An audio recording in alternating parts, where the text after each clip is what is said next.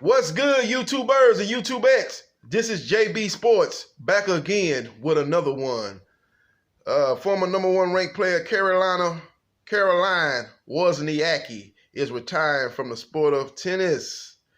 Just came across the wire a couple of hours ago. She said she wants to start a family. She's married to former NBA player David Lee. And she said she wants to walk away from the sport before it gets stale. So she's retiring.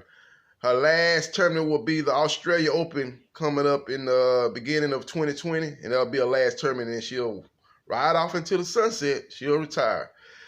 She's probably one of the nicest ladies on the women's tour.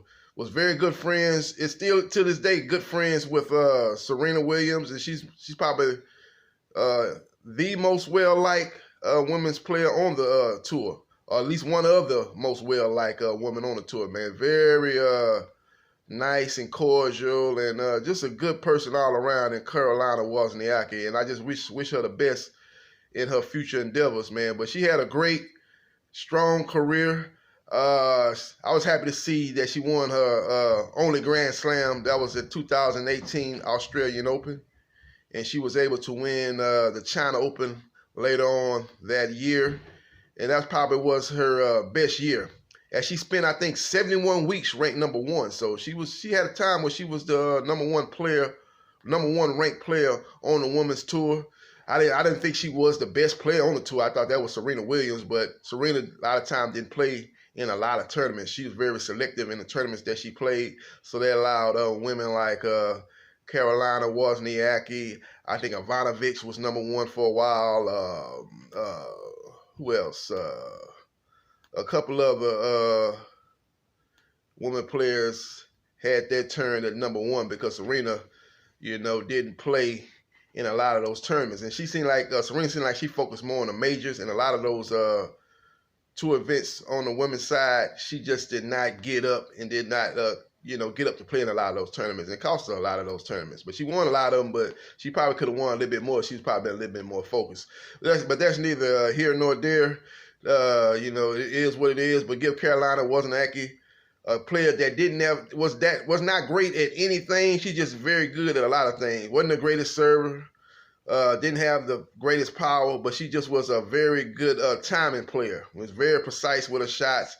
Knew how to take advantage of the opponent's weaknesses, and she was a very shrewd operator out there, man. Very, very calculated, shrewd operator out there. She did a good job, man.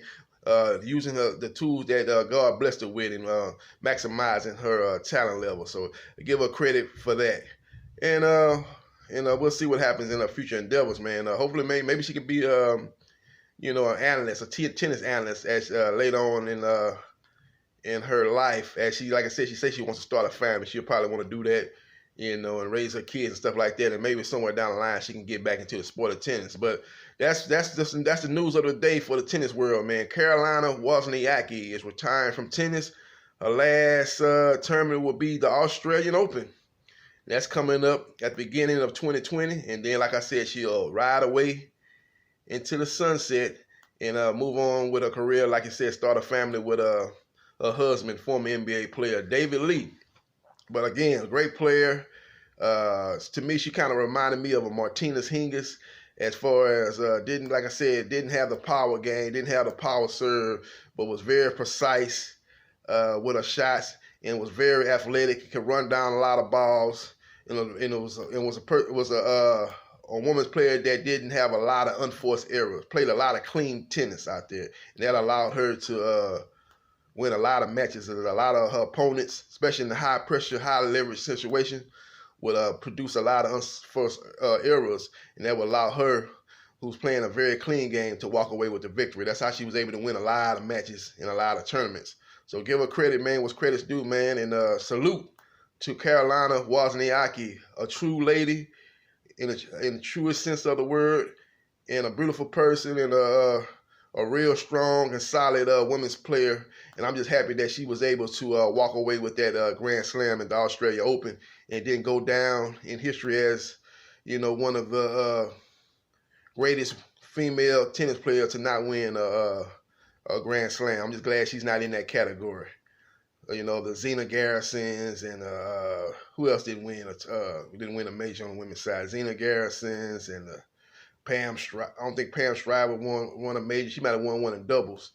These women that were real good players won a bunch of tournaments, but wasn't able to win a Grand Slam. So I'm just glad she was able to get that victory at the Australian Open in 2018. So we'll see what happens, man. But as we get closer to the Australian Open, man, I'll start getting back into the tennis video. I know you haven't seen me do a tennis video in a while.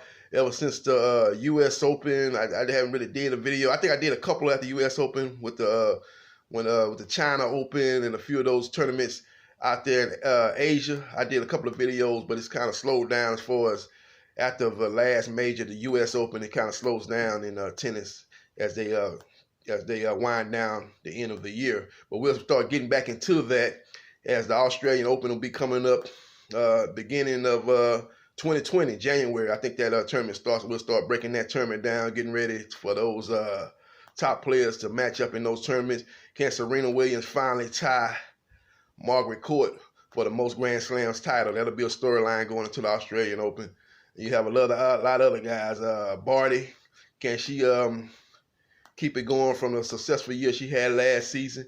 You got Naomi Osaka, who was a #1 player for most of last year.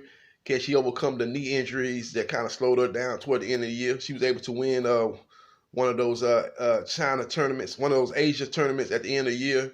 She was very happy, had a lot of family and friends there for that victory. Can she get back to top form? It's going to be very interesting to see what happens. We got a lot of young whippersnappers, young women on the tour that's coming up. You know, we got a lot of those coming up and things. We'll see if they can break through.